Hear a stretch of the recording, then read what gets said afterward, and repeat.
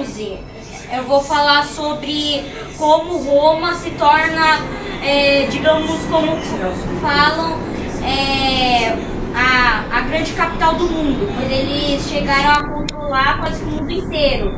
França, Inglaterra, tudo era controlado por eles, basicamente a Europa.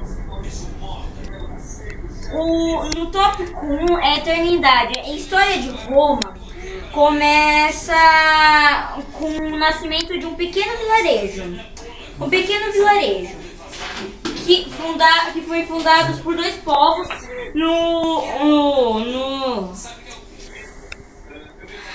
muito antigos, antes de Cristo até.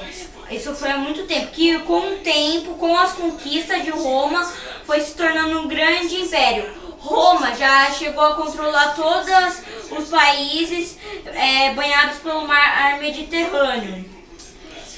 No tópico 2, tem duas versões ao surgimento de Roma. A primeira seria a lenda de Rômulo e Remo, que teve uma tentativa de assassinato, eles acabaram sobrevivendo, eles foram amamentados pela loba, né, claro, e foram cuidados por, se não me engano, um pastor. Aí eles lutaram contra o cara que tentou assassinar eles e pegaram o reino para eles. Mas a outra versão também, que é baseada em dados, mas também não há muitas coisas que comprovem, que seria que uma vila era perto de outra, e para se protegerem criaram um muro entre as duas, não um que dividia elas, e juntou as duas, tornando uma única vila, e aí foi a semente de Roma. Aqui nesse capítulo vemos as classes sociais, que são os patrícios, que seriam os mais ricos e que também participavam da política, os clientes, os mais baixos, os plebeus, que seriam os pobres, e os escravos, que só surgirão depois de uma das guerras púnicas. Quando ocorrem mudanças na coisa pública, digamos assim, que era o Senado, é porque o rei foi expulso. Com o rei expulso, surgiram várias outras pessoas, ao contrário de uma, que cuidavam da economia, da justiça, que seriam mais ou menos como os policiais de hoje em dia, e várias outras coisas. Os mais poderosos eram os que cuidavam da justiça, da economia e etc., que seriam o início do Senado, da política de hoje em dia. Quando ocorrem as revoltas, é porque os plebeus, eles estavam com muita raiva, eles começaram a se revoltar. Por quê? Porque quando eles iam ajudar nas guerras, quando eles voltavam, a pouca plantação deles que ajudava eles a pagar suas dívidas, foi estragada. Aí eles eram obrigados a virar escravos por dívida, que era uma coisa comum na época. Além disso, eles não eram bem favorecidos com as guerras. Por exemplo, os patrícios, se eles ganhassem umas guerras, eles ganhavam mansões e várias coisas. Os plebeus, tipo, parabéns, você ganhou. O único modo de fazer eles voltarem foi deixando eles terem um representante no Senado, ou seja, participando da política. Entre várias outras coisas que veremos no próximo capítulo. Roma não teria crescido tanto se não fosse pelas 3 guerras púnicas que eu comentei, contra a poderosa cidade de Cartago. A primeira guerra púnica foi favorecedora a Roma. Roma venceu, tendo controle total sobre Sicília. Na segunda guerra púnica também foi bem favorecedora a Roma, que chegou a controlar várias cidades que antes eram controladas por Cartago. O último conflito ocorre, mais uma vez, vitória de Roma. Nessa vez ela conseguiu controlar a cidade de Cartago inteira. Só que a partir daí Roma já desenvolveu um gosto pela conquista. E aí ela começa a querer conquistar tudo. Que ocorre que ela conseguiu conquistar tudo que conhecemos. Aí, somente nessa época que começou a classe social de escravos. Que eu havia comentado que mais pra frente, somente nessa guerra púnica, que teria a classe social escravo. Antes não era uma classe social. Agora o capítulo 12, que é problemas na grande capital, que seria quando Roma começa a cair e ela acaba sendo destruída. De uma crise a outra, o grande crescimento de Roma trouxe sua própria destruição.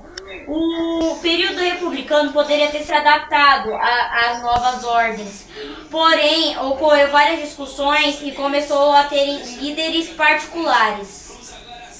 Então aí não deu para se adaptar com facilidade. A crise da República Romana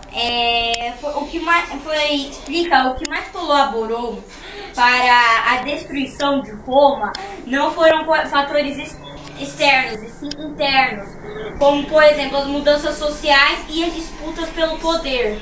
Estava tendo muitas disputas pelo poder para quem seria os governantes, essas coisas. Algumas coisas que colaboraram para a queda de Roma foi que, como eu disse, os plebeus não estavam sendo muito beneficiados. E aí eles começaram a ficar com raiva disso. E aí ocorreram várias revoltas interiores. E isso acabou destruindo boa parte de Roma. A lei frumentária fez com que obrigasse os patrícios com suas lojas a diminuíssem os preços para que os plebeus pudessem comprar e assim pararem de se revoltar pelo menos por um certo tempo. O alto do império. Finalmente, só nesse tópico, Roma começa a ter paz. Por causa que o Alexandre, também conhecido como Alexandre o Grande, ele faz coisas que deixam Roma em paz durante um tempo, mas logo depois dessa paz ocorre o desmoronamento total de Roma. A sociedade foi reorganizada, dividida em 3 partes. Antes era tipo patrícios, os clientes e etc. Ou seja, se sua família era boa, não importa quem era você, sua família era boa, parabéns, você está no topo da pirâmide social. Se sua família não era boa, desculpe, você é pobre. Agora não, agora é como é o sistema de hoje em dia. Se você era rico, você estava no topo da pirâmide social. Se você era pobre, você estava embaixo. Não importava se sua família era tradicional ou não. Augusto sabia que as maiores forças não estavam nos patrícios, que eram os mais ricos, e sim nos plebeus e nos militares. Por isso, para controlar os plebeus, Augusto fez a lei do pão e do circo, que seria como ocorre hoje no Brasil. Comida barata, futebol, todo mundo fica quieto. Lá era assim, os eventos, eles ficaram bem baratos para que os plebeus pudessem participar e a comida ficava barata e às vezes até de graça para que os plebeus participassem da guerra sem abrir o bico, reclamar. Não é muito diferente do que hoje em dia. Todo o império, tudo que Roma conquistou, toda essa parte. Aqui foi nessa hora que Roma acabou se destruindo. Boa parte das causas foram as internas, como mudanças econômicas, sociais e até religiosas. Tipo, por que você vai acreditar em Júpiter? Por que você vai acreditar em Saturno? Vamos acreditar em Cristo. Isso acabou mudando muito Roma. Assim como as mudanças econômicas, políticas, sociais. Que eu não tenho informações para dizer certamente quais foram elas. Quanto aos fatores externos, eles foram as invasões bárbaras, que antes mantinham um bom contato com Roma, mas aí começaram a abrir os olhos, viam que Roma tinha e o que eles tinham, então invadiram Roma.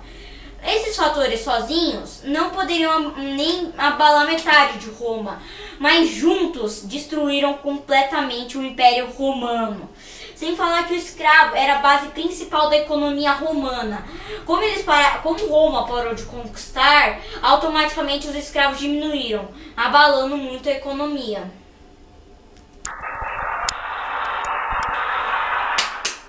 Muito bem!